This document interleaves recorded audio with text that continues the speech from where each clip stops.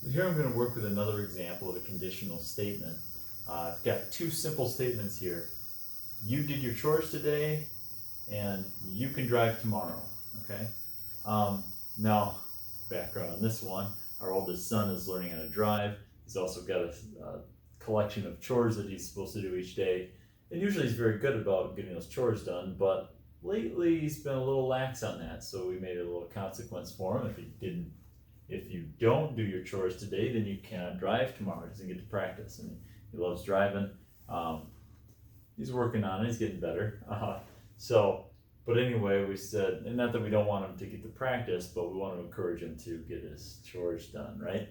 So symbolically, these are negations, right? So if P is you did your chores today, and the statement says if you don't do your chores today, that's not P. If Q then is you can drive tomorrow. Here I have then you cannot drive tomorrow. That's not Q, right? So if not P, then not Q. That is the conditional as a result. So what I'm going to do is set up a truth table for that and try to analyze when that's a true statement, when that's a false statement. Okay, so P, of course, is going to be true, true, false, false. Q is true, false, true, false. And then I need both not P and not Q. So I've got to switch those around. Not P. Whoa.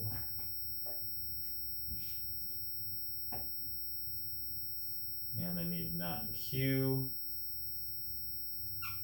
So not P, remember, is the opposite. So it's going to be false, false, true, true. And not Q is going to be false, true, false, true. Right, that's kind of fun. And then we have the conditional statement.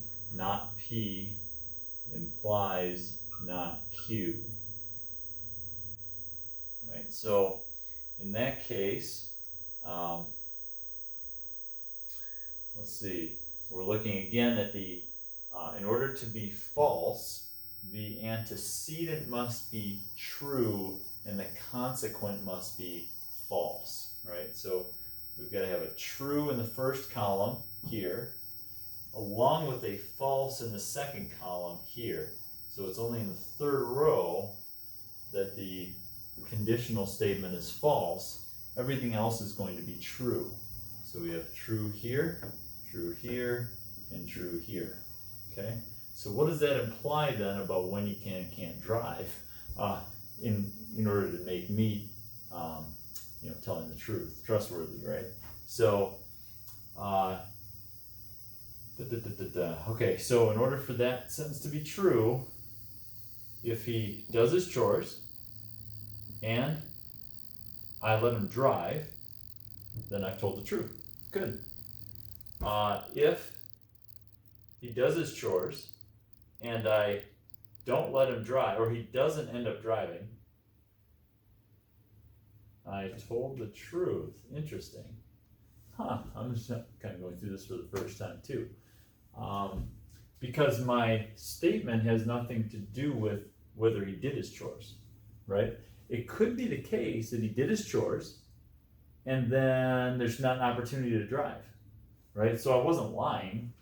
You can drive, but maybe we didn't have an opportunity to. Or maybe there's another reason why he wasn't allowed to drive. Maybe there's another thing that he did that was like, okay, you lied to me, now I'm not gonna let you drive for that reason, right? Doesn't make this false. It makes this still true, because again, there could be other reasons why he wasn't allowed to drive. So if the original is true, if he did his chores and he doesn't drive, then this statement, the original conditional, is still true. It's kind of weird in this case, but it works. Now, if he did not do his chores and I still let him drive, that's the one that's false, right? If he did his chores, if he did not do his chores, but I did let him drive, then I would be saying a lie. I would have been not telling the truth, right? That's false. It's a false statement then. And then finally, if he did not do his chores and I did not let him drive, then that would also be a true statement. Okay, then I'd be following the rule that I established. All right, so you can see where the truth and the truth of that statement comes in. So whether or not I'm trustworthy is dependent upon whether or not I followed through, or whether or not he followed through, right? And so you can kind of see how that breaks down now.